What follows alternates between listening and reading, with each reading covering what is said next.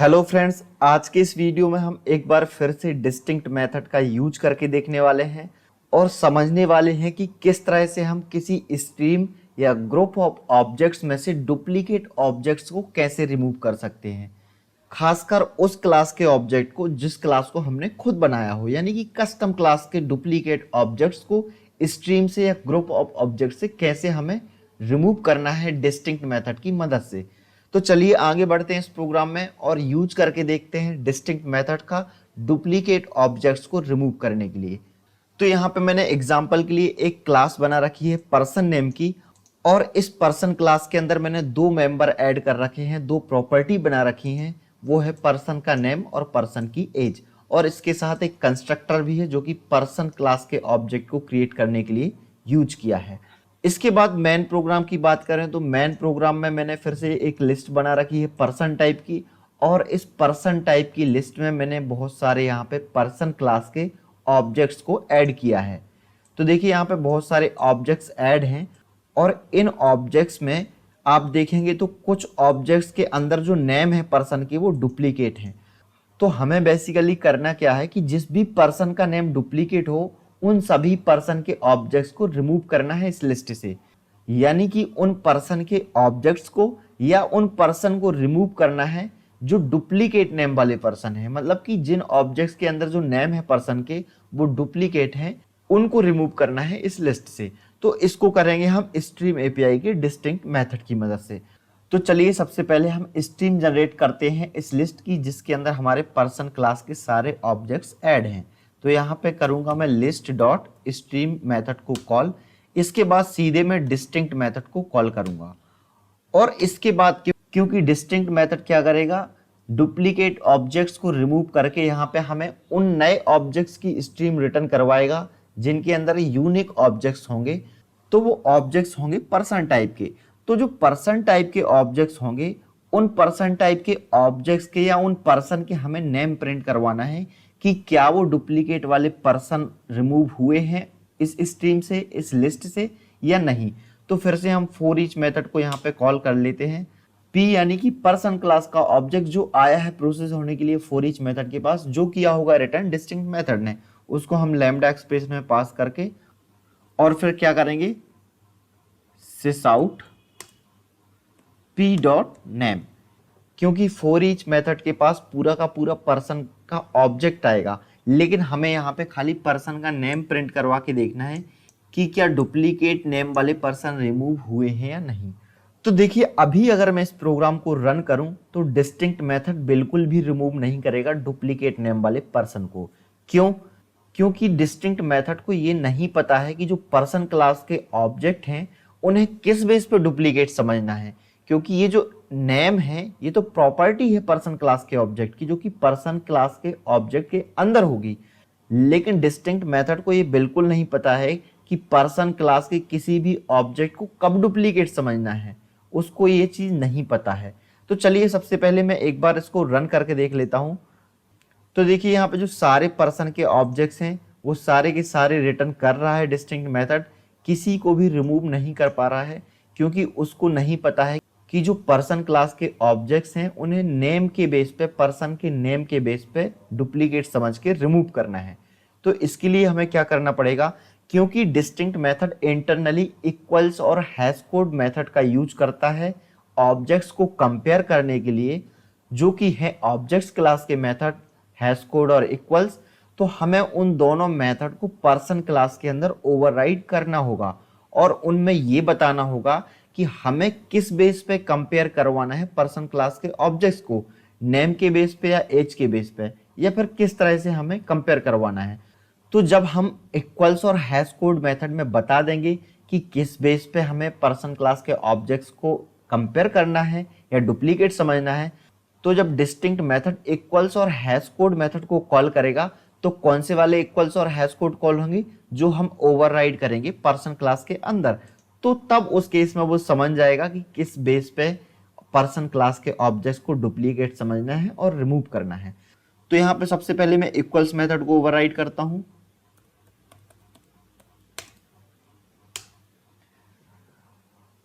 तो equals method के अंदर हमें बेसिकली क्या कंपेयर करवाना है, नेम को कंपेयर करवाना है उन दोनों ऑब्जेक्ट्स के जो कंपेयर हो रहे होंगे।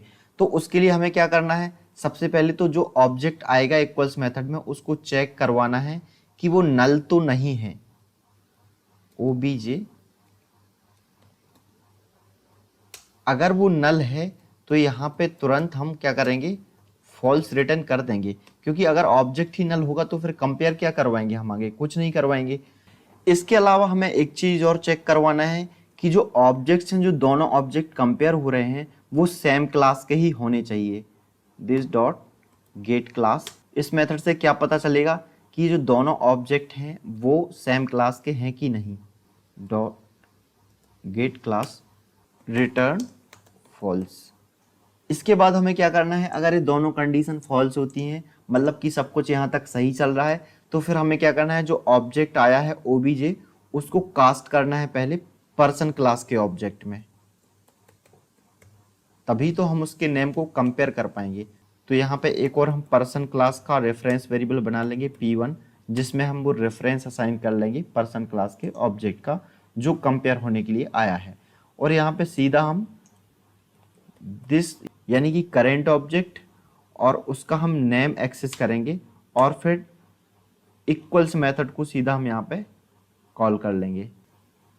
और ये जो यहाँ पे P1 है इसका नेम कंपेयर करेंगे हम इससे, जो करेंट ऑब्जेक्ट का नेम है इससे। तो देखिए यहाँ पे नेम कंपेयर होंगे लास्ट में, अगर नेम सेम होंगे इक्वल्स मेथड ट्रू रिटर्न करेगा, और अगर नेम अलग अलग होंगे तो इक्वल्स मेथड फॉल्स रिटर्न करेगा। तो अब इक्वल्स मेथड यहाँ पे क्या करेगा, जो ऑब्जेक्ट हैं जो कंपेयर हो रहे होंगे उनको नेम के बेस पे कंपेयर करेगा, मतलब उन दोनों पर्सन क्लास के ऑब्जेक्ट जो होंगे जो इक्वल्स मेथड के पास आएंगे कंपेयर होने के लिए, उनके नेम चेक करेगा लास्ट में। अगर नेम सेम है पर्सन के तो ट्रू रिटर्न करेगा, नहीं तो फॉल्स रिटर्न करेगा। अब देखिए अभी तो हमने इक्वल्स मेथड को ओवरराइड कर दिया है। अब हमेशा याद रखना है जब भी हम इक्वल्स मेथड को ओवरराइड करें तो हैश कोड मेथड को भी ओवरराइड करना कंपलसरी रहता है। तो हैश कोड मेथड को भी हमें ओवरराइड करना मैंडेटरी है, मतलब जब भी हम इक्वल्स को ओवरराइड करेंगे तो हैश कोड को भी ओवरराइड करना पड़ेगा। तो हैश कोड मेथड को भी ओवरराइड कर देते हैं।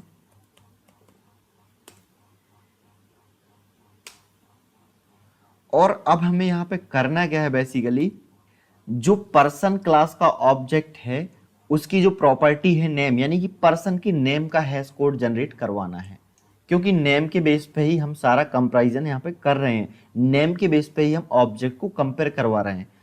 तो यहाँ पे हम क्या करेंगे, ऑब्जेक्ट्स डॉट हैश, और यहाँ पे क्या करेंगे दिस डॉट नेम, यानी कि करंट ऑब्जेक्ट का नेम, उसका हैश कोड जनरेट करवा के रिटर्न करवाएगा हैश कोड मेथड। तो देखिए इस तरह से हमने हैश कोड और इक्वल्स मेथड को ओवरराइड कर लिया है। और इन सभी में हमने क्या बताया है कि हमें नेम के बेस पे जो पर्सन क्लास के ऑब्जेक्ट होंगे उनको उनके नेम के बेस पे, पर्सन के नेम के बेस पे कंपेयर करवाना है और पर्सन के नेम का ही हैश कोड जनरेट करवाना है। तो जब भी डिस्टिंक्ट मेथड इक्वल्स और हैश कोड मेथड को यूज करेगा तो वो कौन से वाले इक्वल्स और हैश कोड मेथड को यूज करेगा, ये जो हमने ओवरराइड किए हैं, क्योंकि हमने डिस्टिंक्ट मेथड को किस तरह के ऑब्जेक्ट प्रोसेस करने के लिए दिए हैं, पर्सन टाइप के, और पर्सन क्लास के अंदर ऑलरेडी इक्वल्स और हैश कोड मेथड मौजूद हैं।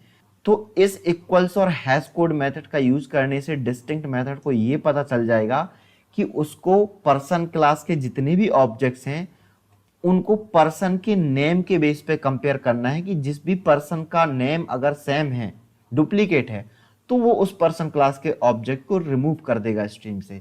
अब देखिए मैं फिर से इस प्रोग्राम को रन करूंगा और अब डिस्टिंक्ट मेथड उन ऑब्जेक्ट्स को रिमूव कर देगा या उन पर्सन को रिमूव कर देगा इस स्ट्रीम से जिन पर्सन के नेम जो हैं सेम है।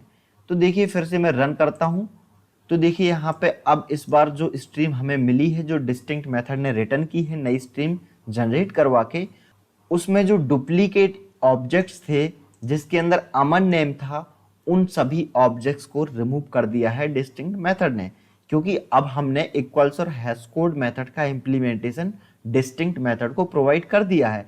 तो अब वो समझ पा रहा है कि उसे किस बेस पे डुप्लीकेट समझना है पर्सन के ऑब्जेक्ट को। तो अब उसने प्रॉपरली उन पर्सन के ऑब्जेक्ट्स को रिमूव कर दिया है जिन पर्सन की नेम थी डुप्लीकेट। और यहाँ पे जो हमें पर्सन क्लास के ऑब्जेक्ट की स्ट्रीम मिली है वो है यूनिक ऑब्जेक्ट्स की स्ट्रीम, मतलब कि यूनिक नेम वाले पर्सन इस स्ट्रीम में हैं। तो कुछ इस तरह से हम कस्टम क्लास के अपनी खुद की बनाई हुई क्लास के ऑब्जेक्ट्स को भी कंपेयर करवा सकते हैं और डुप्लीकेट ऑब्जेक्ट्स को रिमूव करवा सकते हैं किसी प्रॉपर्टी के बेस पे डिस्टिंक्ट मेथड की मदद से। बस हमें ध्यान रखना है तो इतना कि इक्वल्स और हैश कोड मेथड को ओवरराइड करना है और उसमें वो लॉजिक लिखना है कि हमें किस बेस पे उस ऑब्जेक्ट्स को रिमूव करवाना है या किस बेस पे हमें उसको डुप्लीकेट समझना है और कंपेयर करवाना है।